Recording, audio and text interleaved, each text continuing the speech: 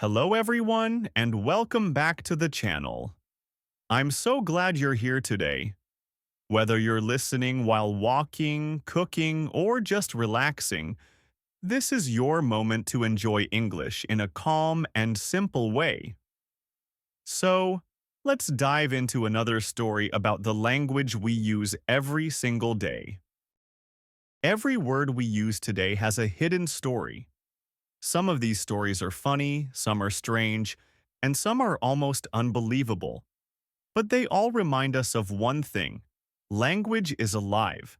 It changes, grows, and sometimes flips its meaning completely. Think about this. The word you use every single day might have meant something totally different a few hundred years ago. Imagine if your favorite compliment used to be an insult, or if a simple word for a child used to mean something else entirely.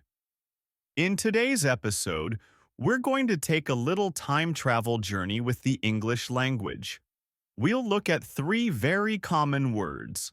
Words you already know, words you probably use all the time, and discover how they transformed through history. By the end, you might never look at them the same way again. So, let's start our journey.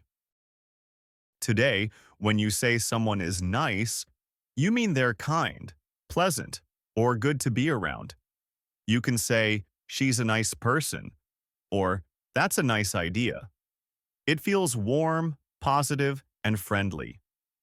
But here's the twist. When the word nice first appeared in English, it had the exact opposite meaning.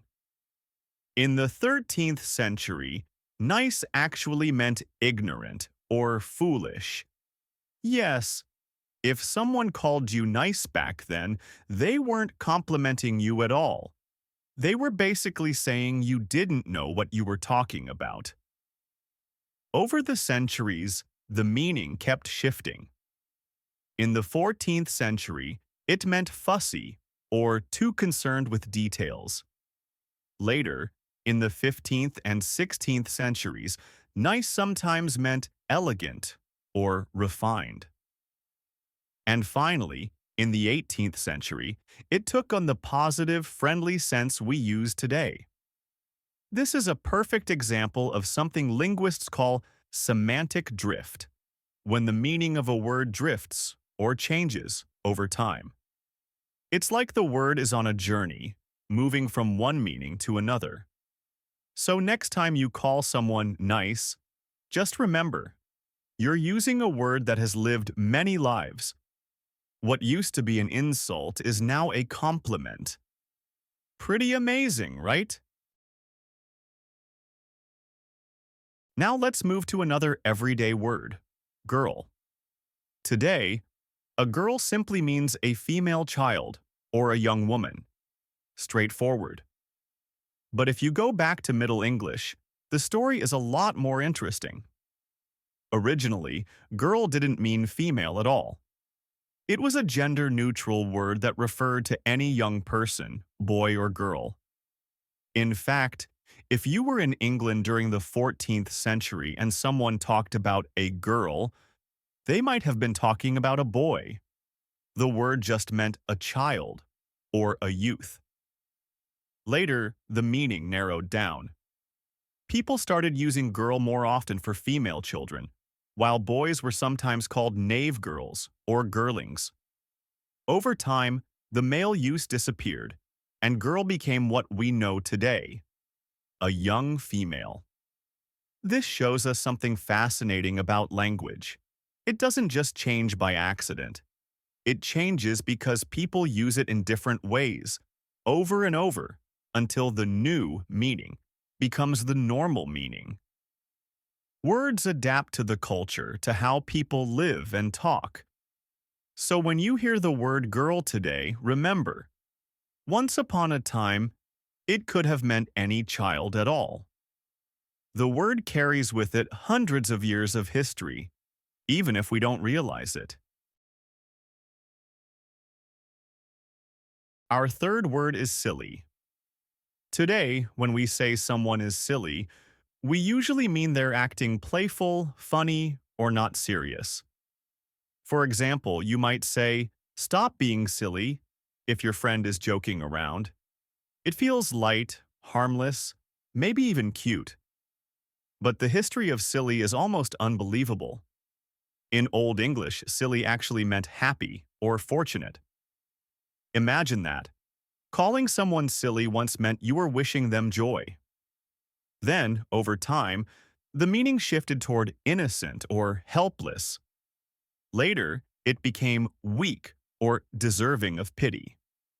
And finally, by the 16th and 17th centuries, it took on the meaning we know today.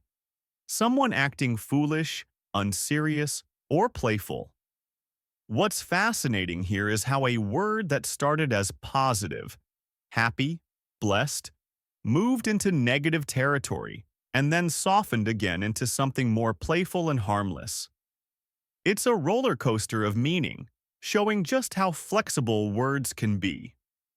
So next time you call someone silly, you might want to remember you're actually using a word that once meant blessed and fortunate. Who knew? These three little words, nice, girl, and silly, show us something powerful. Language is never fixed. It's alive, constantly changing, constantly reinventing itself through the way people use it. What used to be an insult becomes a compliment. What used to be neutral becomes gendered. What used to mean happy becomes foolish. And who knows?